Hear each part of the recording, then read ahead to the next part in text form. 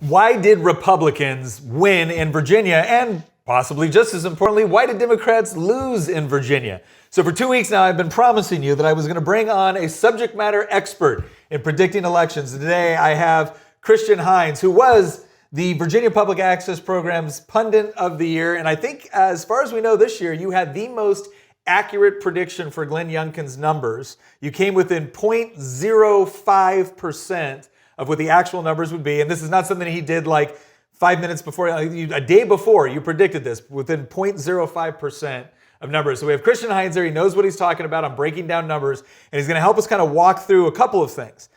Some of it is just going to be kind of the numbers, what happened with early voting, with absentees, election day voting. And then some of it too is going to be some analysis on why do we think it turned out the way that it did. So we have all of that coming up now on Making the Argument, where we make the arguments to defend a free society. All right, Christian, if I haven't already like blown up your head enough with your amazing, political prognostications, and I'm gonna throw one more thing out there. So before anybody thinks, okay, we're bringing Christian on because he's really good at predicting Republican victories, I would actually say your specialty is predicting Republican losses. Because I remember back in 2017 when Republicans had a 64-seat majority, and it looked like we were just going to be in the ascendancy forever.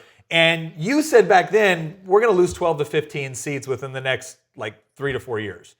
And I was like, oh, that's garbage. There's no way that's going to happen. And then, what was it, 2 years later, a year later, we lost 15 seats. So the story was, it was when I was still in college. It was a conversation actually that we had on Facebook in 2014. Yeah. It was at the time when Republicans had effectively a supermajority in the House of Delegates. They either had 67 seats or 66 seats. I can't remember the exact number, but and I remember making the statement that in the 2020s, Virginia will flip blue at the state level and Democrats will take over the legislature. And I was skeptical. Yes. and I remember you saying aren't you a little bit too young to be that pessimistic? And then fast forward just a few years later to the 2017 cycle, and I was publicly predicting, much to the dismay of my fellow Republicans, that we were going to lose in the neighborhood of 13 to 14 seats. And we ended up losing 15 that year. Yeah. And I remember, people basically being like, you're crazy. And Democrats thought that was crazy. I was talking to some of my colleagues in the General Assembly on some of the seats that you predicted we would lose. And they were like, yeah, no, there's no way you guys are losing that one. And then we did. Yeah. It was a terrible year. It was a horrible year for Republicans. And I was disappointed. I mean, I got, out of 100 seats in the House of Delegates that year, I called 99 of them correctly. The one seat that I got wrong was Rocky Holcomb's in Virginia Beach. I thought that we would hold that seat. And so things were actually worse than even I thought would happen. Yeah. I guess that started that process of me getting really interested into studying elections and trying to predict the outcome ahead of time and modeling the results and stuff like that. And I carried that over to 2018. That was also a heartbreaker of a year. We got blown out of the water at the statewide level, and we lost 3 congressional seats, including our Congressman Dave Bratt. The reason I won the VPAP contest that year was I predicted that Dave would lose, and I didn't enjoy doing that, right? I was a huge supporter of Dave going back to when he first ran for Congress. But that's the thing. If you want to be an honest pundit, and I know that might sound like an oxymoron, but if you want to do this right, you have to take your, what you wish to happen, you have to set that aside and just look at the data and go with, the numbers that you're seeing and ultimately go with your gut. And let me start with it, because that's going to be one of the things that people watch. Obviously, most of the people that watch this podcast, listen to this podcast, most people are coming from a conservative mindset. And so they want to look at these things optimistically. And the reason why I wanted you to talk about what happened within Virginia is for a couple of reasons. One, you do look at it. It's not like you're neutral within these races. You have people that you want to win. You support conservative candidates, but by the same token, you're very passionate about the data says what it does, and it doesn't say what it doesn't say.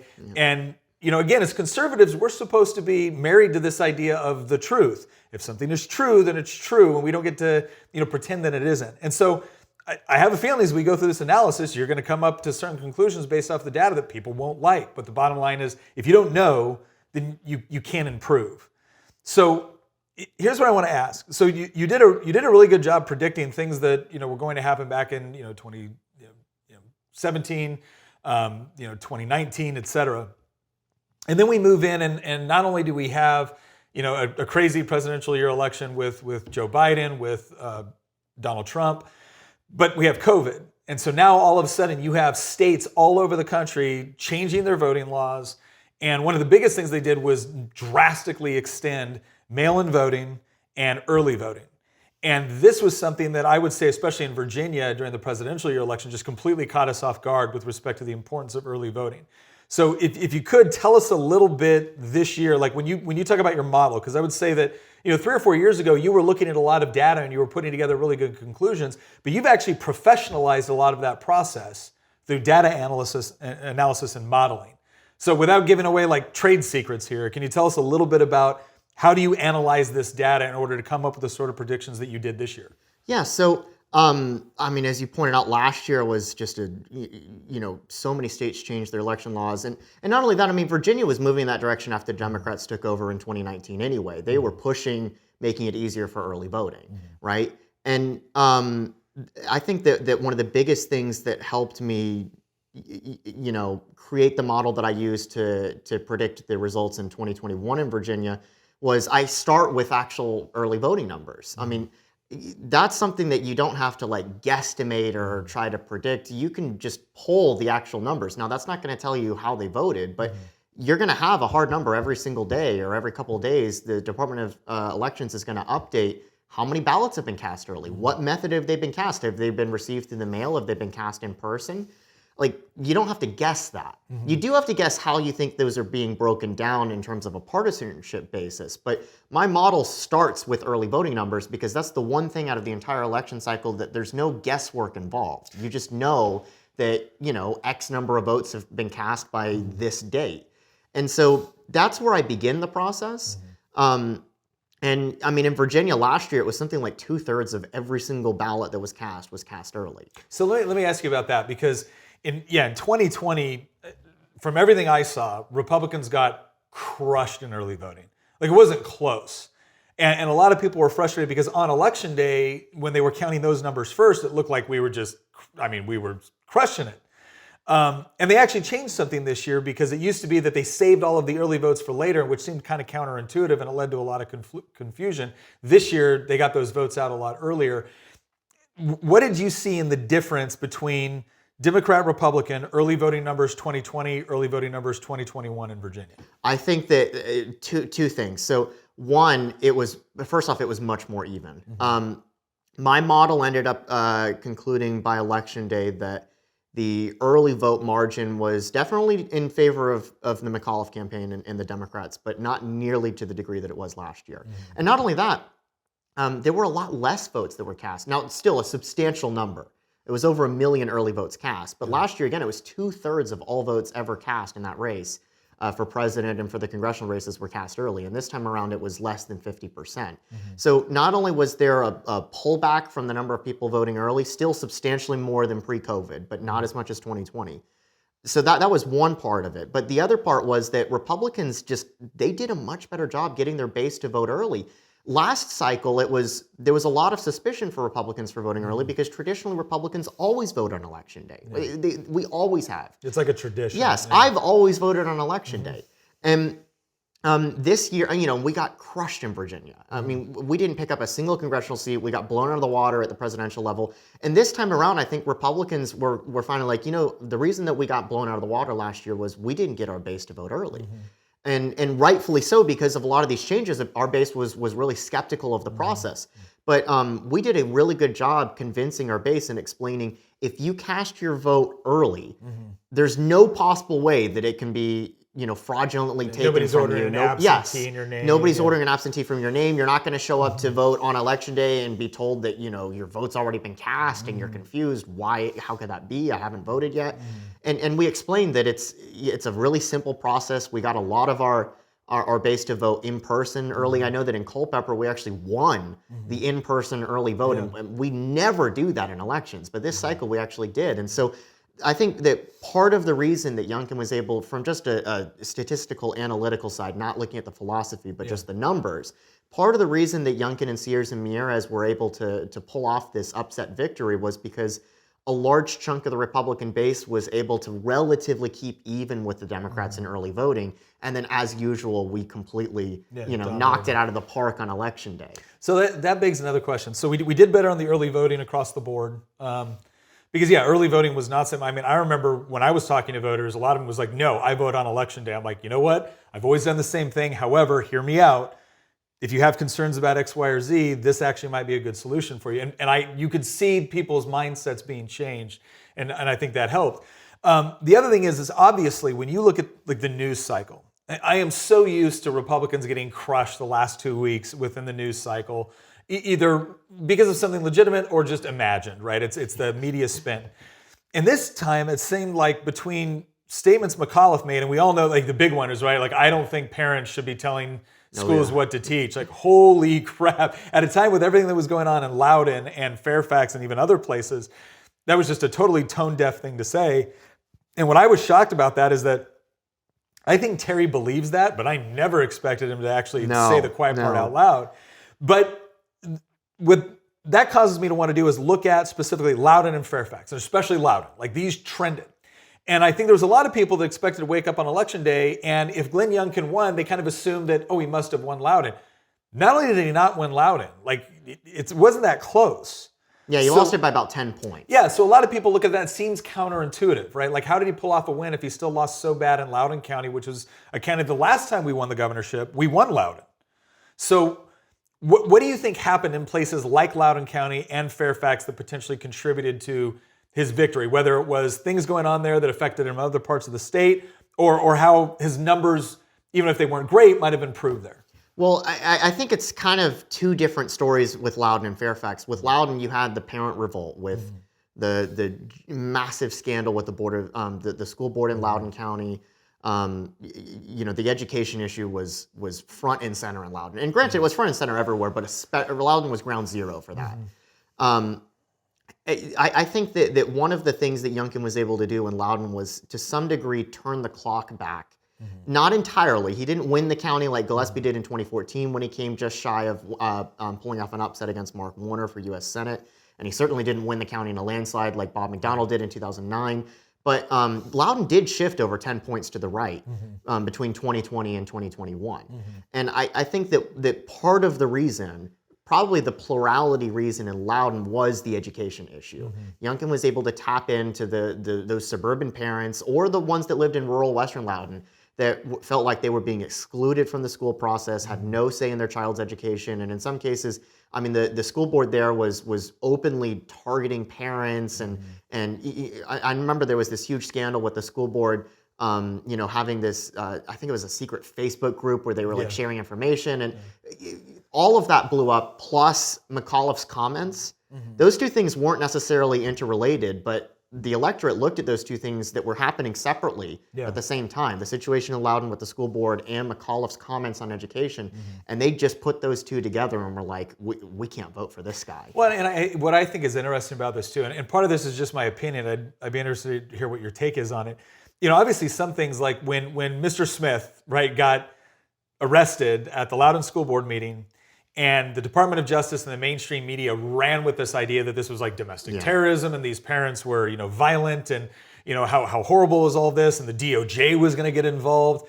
And then all of a sudden it comes out that, okay, the reason he's mad is because his daughter was raped in a public school bathroom, and he's sitting there listening to the Board of Supervisors say, we don't have any cases of sexual assault. Oh, not only that, he was being told that he was making it up. Yeah. And naturally he reacted like any father would if they're being publicly told in front of a school board meeting that you're lying about your daughter's rape. And if it wasn't, and let's be honest here, if it wasn't for the fact that Daily Wire had started investigative reporting, I mean, because that was the only person that seemed to like actually go to this guy and be like, hey, why'd you get so mad? Right? Like that was the magical question that was asked. It was someone actually doing what you would have considered to be typical journalism. And then all of a sudden when that story broke, that opened up a whole slew of other issues. I mean, bills that Delegate Mullins had carried that actually reduced the reporting requirements on behalf of school administrators. Yeah, HB 257. 257, yeah. But so here's my theory, is that I think a lot of parents saw what was going on in Loudoun, And honestly, some of the things that was going on in Fairfax too that came a little bit later in the race. So this is everything from like sexually explicit material. And the left tried to make this all out as we're trying to ban books, when in reality, the bill that we were talking about just required parental notification. No banning, no getting parental notification, that was it. And then you also had adjustments. I talked to a lot of parents where they weren't focused on CRT, they weren't focused on the sexual assault as much, they weren't even focused on the sexually explicit materials. They were concerned about that, but the thing that first woke them up to the issue was the fact that the standards had changed drastically on advanced placement classes and Thomas Jefferson High School. And so these were parents that very well could have voted for Joe Biden in 2020. Many of them did. Yeah, and they were upset about what was going on. And so when they voiced their concerns, instead of being told, well, okay, let's work through this, or let's explain this, or this is why we think this was better, it was, you're a racist, you're a bigot, you're a transphobe.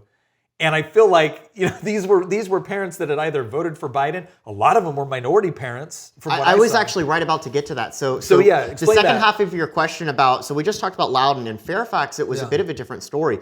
When you get down to the precinct level in Fairfax, and this is not an exact science because there are absentee votes, and unfortunately in Virginia, the Democrats killed the bill to allocate those early votes directly to the precincts. So we're having to do a little bit of guesswork here, but we can know with a high degree of certainty, this is not complete wild conjecture. It's just that we don't have the exact numbers. But we do know that at the precinct level in Fairfax County, something quite remarkable actually happened. The whiter the precinct, the more blue it trended. Really? The more diverse racially the precinct, the redder it trended. There's precincts. This is in Fairfax This is County? in Fairfax County. Okay. And Loudoun, it was you know, the education thing, you know, allowed for Youngkin to make a lot of inroads in some of the heavily white, because Loudoun's much whiter than Fairfax as well.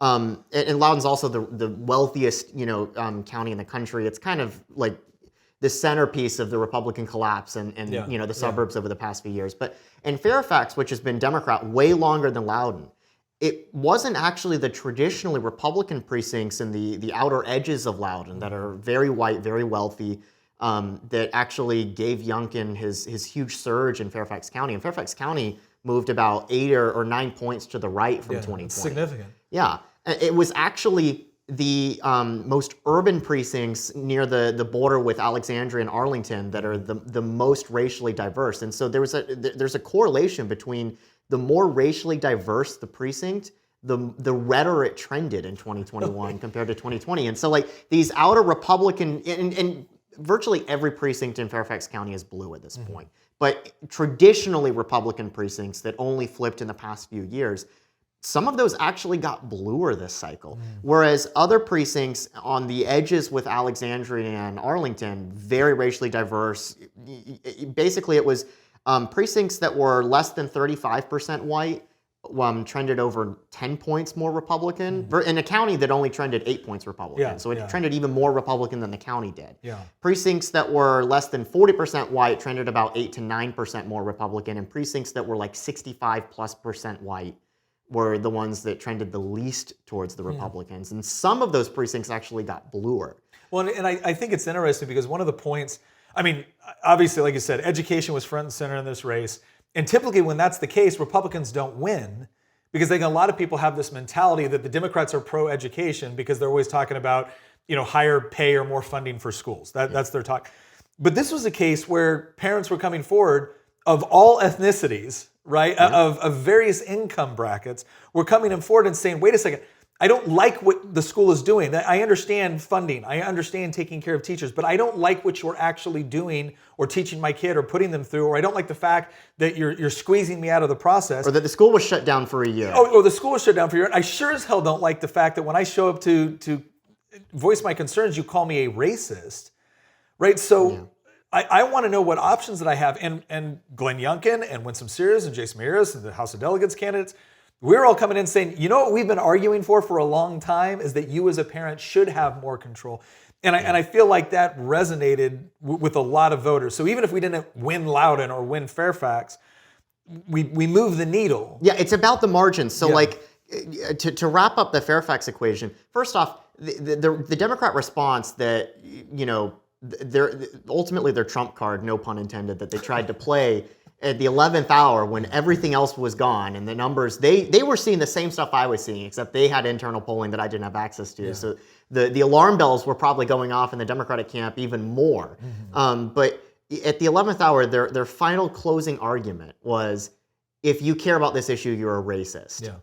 Except they were making that argument to black parents, Hispanic parents, Asian parents. And quite frankly, it just fell flat on its face. And when you look down at the precinct level, I mean, there's precincts in Fairfax County that, I mean, trended over 20 points to the right, or 30 points to the right. I mean, it's one thing to lose a precinct, you know, and let the Democrats win over 80% in the precinct. But it's another thing to lose at only 60%. And if you take, you know, deep, heavily blue precincts and that you're losing by a 4 or 5 to 1 margin, and then you cut it down to only losing by a 2 or 3 to 1 margin, that adds up because it's not just one individual precinct. It's all of them, you know, adding on to each other. And so, like, I think that was the story in Northern Virginia. It wasn't that we won Northern Virginia.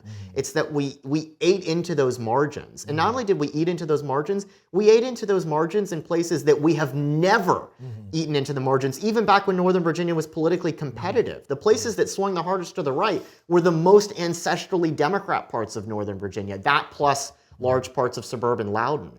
And so, like, I think that was the story of you know, how the election played out in Northern Virginia. Although, as you know, we didn't actually really flip any seats in the House in Northern Virginia. Well, yeah, and then we had some really good candidates up there that were running. You know, it was Gary Pan, Harold Pion, Nick Clemente. I mean, several others that were running that ran really strong races, really hard races, good candidates.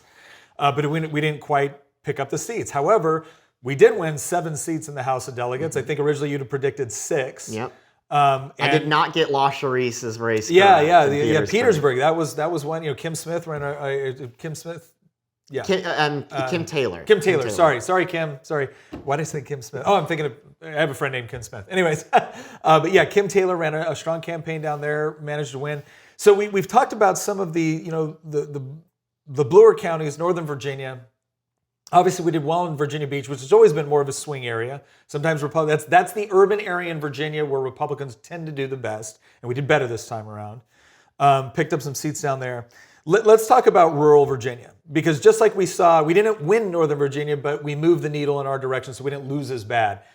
In rural Virginia, oh my gosh, like it was... It was almost, not quite, but it was almost like McDonald 2009.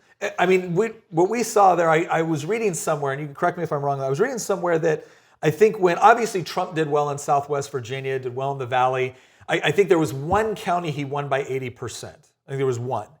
And if I remember right, Glenn Youngkin won over 10 counties by 80%. Like, it was something where rural voters showed up. Oh, not only that, they showed up in force. So Southwest turnout was actually kind of lagging a little bit, but the Valley, especially the Northern Valley, you get into Augusta, Rockingham, Page, Shenandoah, all the way up north into Winchester, Northern Piedmont, like where we are in Culpeper, Madison, Rappahannock. I mean, these are heavily rural counties. Half the precincts in Goochland County, you know, rural exurbs of the Richmond suburbs. Half the precincts in Goochland County had over 70% turnout. I mean, that's almost at presidential levels. It's not quite, but it's substantially higher than it should be in an off-year election like 2021 is. And so Northern Virginia, yes, there were some spots that we didn't get, you know, astronomical turnout, but as a whole, Northern Virginia showed up in force. And not only did they show up in force with high levels of turnout, but the people that showed up were breaking, I mean, almost records for Youngkin. I mean, Culpeper County delivered about a 2-to-1 margin for Youngkin. And this is a county where traditionally, you know, we go into the election cycle thinking if we can get 61, 62% in Culpeper County, we're going to be able to give our statewide candidates a shot. And then the rest is going to, you know, lay on their shoulders and how they do in Hampton Roads, Virginia Beach, and you know, the Richmond area. I mean, Youngkin carried, in a county that Trump only, he still won in a landslide, right? But in a county that Trump only won by 20 points here in Culpeper, Youngkin carried it by like 33. And it wasn't just Culpeper, it was Orange, it was Madison, it was Rappahannock, it was Fauquier, Spotsylvania. He got about 60%, and Spotsylvania is half rural, half suburban.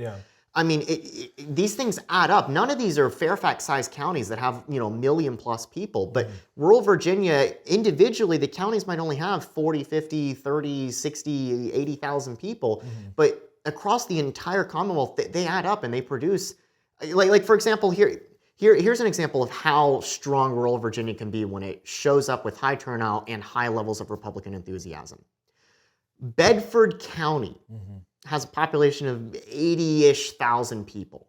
It's a medium-sized, largely rural county to the west of Lynchburg, has a little bit of suburban nature when you get right next to Lynchburg, but it's a pretty rural county.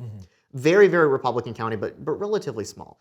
Bedford County delivered a larger net vote margin for Glenn Youngkin than Loudoun County did for Terry McAuliffe. Wow. And Bedford has 1/5 of the population of Loudoun County. Okay, wow. Not only that, Bedford also delivered a larger net vote margin than Prince William County, which voted 5 points more for McAuliffe than Loudoun did. Yeah. And another example, in Culpeper, we delivered a larger net vote margin for Glenn Youngkin than the city of Roanoke did. That's incredible. And Roanoke has twice the population of Culpeper, by the way. Yeah. Last cycle, if you were to add up the votes between like Culpeper and Roanoke, it'd easily be like 10 points for the Democrats. So so it sounds to me like what you're saying is based off the numbers, there's kind of three things that took place. You had rural voters showing up in force and they were enthusiastic. Yes. You had some like maybe swing voters that were just not at all impressed with the way that Terry McAuliffe conducted himself, the Democrats conducted themselves. And they had core issues they were upset about. They did not like the response to their concerns, and so they flipped and they voted back Republican this time around.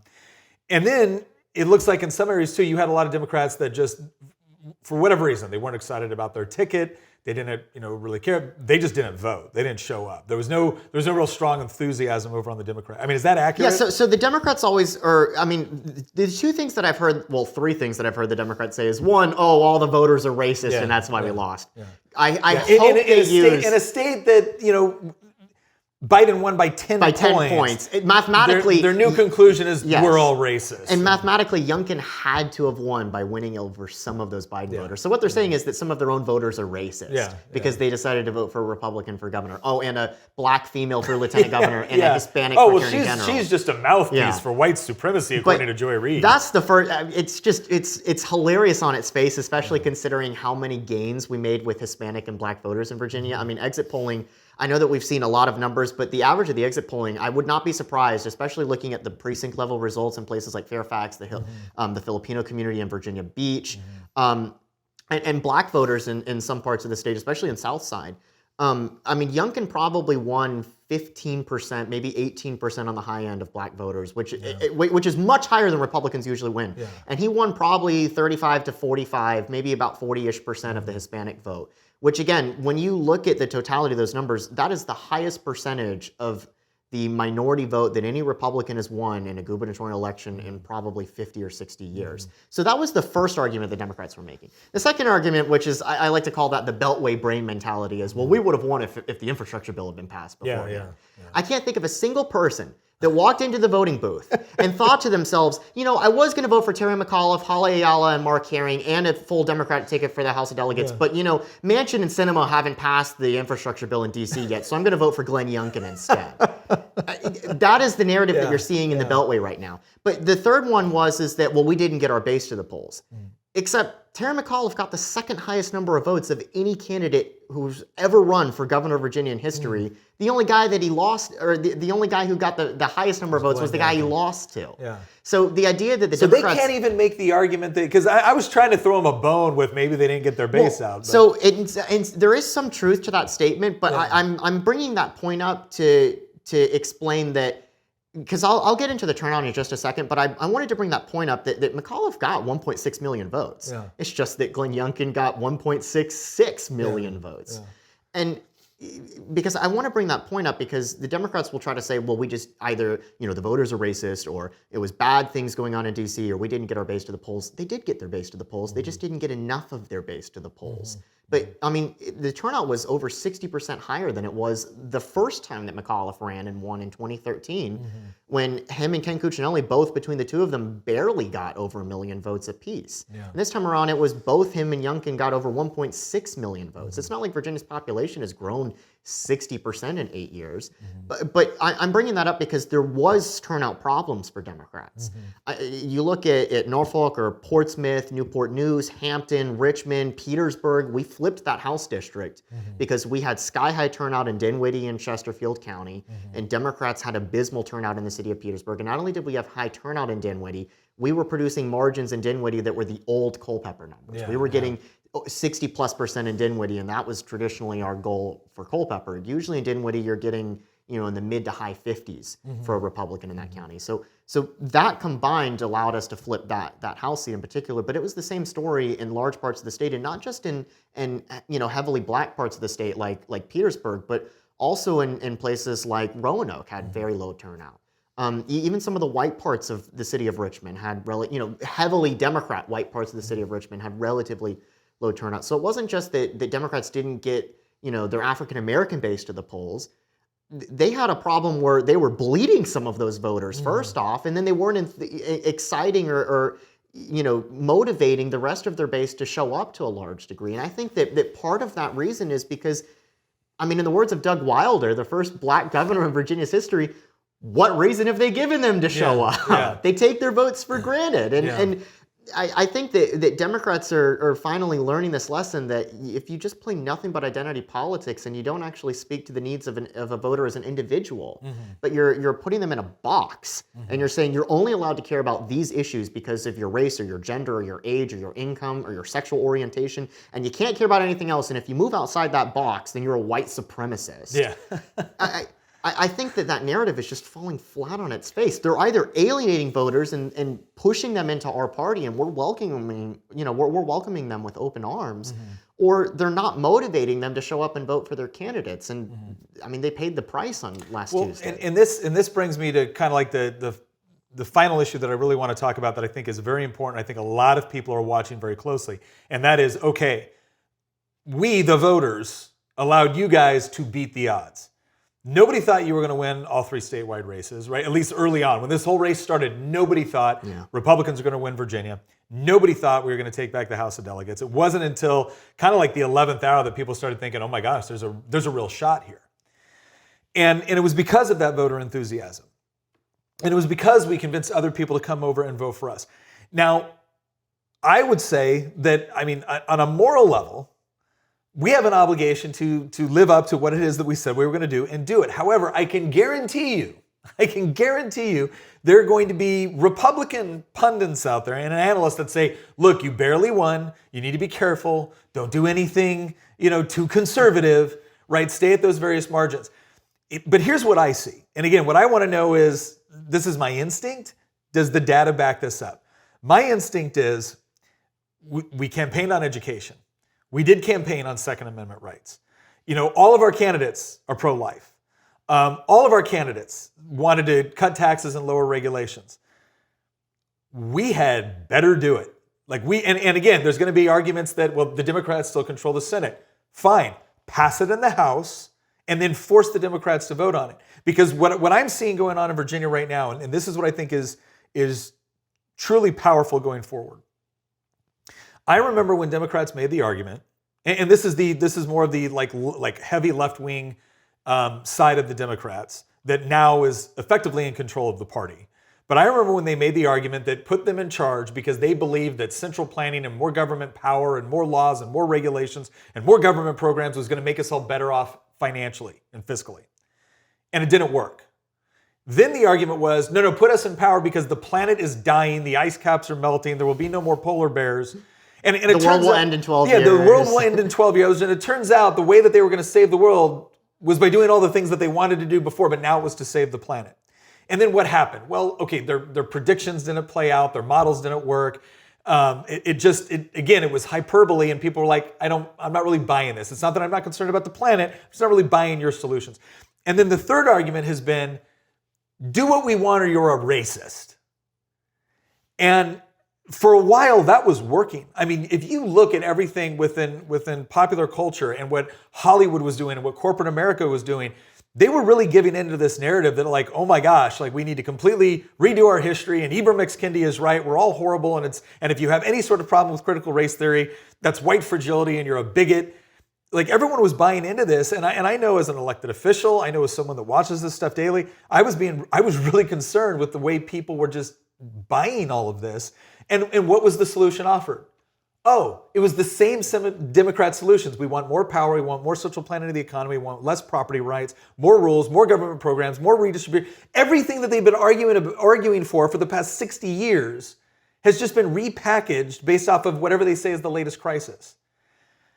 And I feel like this was the first break in the dam in Virginia where that argument fell flat. It failed. In some ways, it backfired. Well, exactly, because they were coming out saying, well, if you're concerned about this, you're a racist, or this is a phony concern. But how are you supposed to make that argument to a black parent Yes. that lives in Richmond or lives in Northern Virginia that wants to be able to send their kid to a school that's not going to be closed for 12 months in the year? And it's not just that, it's the idea that if you're concerned about this, that's phony outrage and you're a white supremacist. And then minority parents going, wait a second, I'm Indian, I'm Pakistani, I'm Korean, I'm black, I'm Hispanic, and them going, well, you're just a mouthpiece for white supremacy now. Like calling Winsome Sears, the first black woman elected to lieutenant governor's office in Virginia, calling Jason Miras, the son of Cuban immigrants, like, no, you're a racist now, or you're a voice piece for white supremacy. Why? Because you don't like Democrats' tax policy, right? Because you have concerns about critical race theory being taught in schools. And then you're telling us it's not being taught when we can see that it is. And I feel like there was a lot of people that, again, they go about their daily lives. They're not really all that engaged in politics. And this was the first time where all of a sudden things were happening in their kids' school. So obviously to someone that they really cared about and they're very invested in. And they were told that their concerns were phony and they were told they were a racist. And I feel like it was an eye-opening experience for a lot of people to realize that no, a lot of these news outlets, because let's face it, when someone screams something enough times, you think to yourself, well, there's probably something to it. And every media outlet and every Hollywood outlet was screaming, Republicans are racist, Republicans are fascist, Republicans are bigots. And now all of a sudden these people are going, wait a second, I actually understand what they're saying and I'm concerned about that too. Well, then you're a bigot. And it's like, oh no, screw you, right? I know I'm not a bigot and I'm not putting up with this. I completely agree. And to answer your point about like, what should we do with this majority? Yeah. I mean, we should do what the voters elected us to do. So I know that, I've been in politics long enough that I've seen this argument before, and I think it's a really weak argument. This idea that, oh, we can't actually govern like conservatives because we'll lose the majority, or we can't push for this because the next election cycle is coming up and we've got vulnerable seats. I am way more concerned about alienating the people that voted for me than I am about infuriating the people that just cast a ballot against me. Because at the end of the day, with such slim margins, because we didn't win in a landslide. We picked up 2 seats, and some of them were within recount margins. See, but they use that as a justification to say that you shouldn't do conservative legislation. But my point is that it's actually the opposite is true. Because we picked up 7 seats, but we have a 2-seat majority, and we have extremely slim margins. I just laid out how we only won because we turned out rural Virginia en masse, and we built upon the work that we've seen the last few cycles with actually making true inroads with minority voters. Those 2 things combined, you had an alliance of white rural voters and minority urban and suburban voters, and also some white suburban voters as well, although Democrats are still dominating that category largely. But you had this alliance between these 2 groups that elected a Republican governor, lieutenant governor, and attorney general, and 7+ seats in the House of Delegates to give us a slim 2-seat majority in the House. If we don't deliver on the things that we've been promising them, if we don't deliver on education reform, tax reform, if we don't deliver on restoring the Second Amendment rights that have been under attack in Virginia the last 2 years or 4 years in the case of Mark Herring's outgoing administration for attorney general, we're going to lose back some of those seats because we're going to be depressing our own basis turnout. I just explained how Democrats lost Virginia in part, not entirely, but in part, because their own base has been depressed. Because in the words of Doug Wilder, what reason do black voters have in Virginia to elect Democrats? They have absolutely no reason. Democrats have been banking their votes for years and delivering absolutely nothing in return. A simple drive through Petersburg or Newport News will prove that to you. They've delivered nothing in exchange for decades of loyalty and obedience. If we do the exact same thing to our base, and we simply bank their votes in rural Virginia, and we don't actually deliver on the promises that we campaigned on, we should not be surprised when turnout falls, margins fall, and we go back to under 50% margins in places like Culpeper. We go back to under 60% margins in places like Dinwiddie. We go back to under 70% turnout in places like Goochland. We can't afford to alienate our own base. I think that it'd be morally repugnant to promise the electorate that we're going to do something and not do it. But I also think strategically it is foolish. Well, and I think that's the important component here is that, I've gotten in trouble with members of my own party because my argument has always been, we say we believe these things, we campaign on these things, we should do these things. And that's the moral imperative. The moral imperative is that even if it does cost you seats, you promised you would do it, so go do it. And I think that, for me, that is a sufficient argument. But for some people in politics, it's not. Many people, it's not. Many people, it's a component. But in order to get sufficiency, they want to know that the data backs that up. And that's what I think is so important to understand, is that there needs to be a shift in mindset on how we look at this. And that is everybody that voted for us, whether it was our traditional base or whether it was people that said, you know what, I'm intrigued by the policies that you're talking about with things like school choice. And I'm going to give you a chance. You better deliver on it. Yes. And I think that, again, the moral imperative is sufficient for some of us. But what is interesting to me is that now we have a good case, both from a moral perspective as well as from a data analytics perspective, that if you actually want to maintain a majority, then you got to show the people that elected you that you're going to do something with it based off of what you campaigned on and what you said you believed in. Absolutely. All right. Well, listen, I want to thank you for coming on, and again, give your Twitter handle and whatnot, because I know you put out a lot of materials, predictions, modeling, and all of that. And in Virginia, we have an election every single year. Oh, yeah. Right? Every single year we have an election going on. We got midterms coming up. I'm sure you're going to be doing a lot of work and modeling on that. We got new lines being drawn. Redistricting. So where do people follow you in order to get that analysis? So it's I'm really active on Twitter. It's at Christian Heiens. It's a weird way to spell it though. It's Heiens. Christian spelled the same way it usually is. And yeah, I'm really active on social media.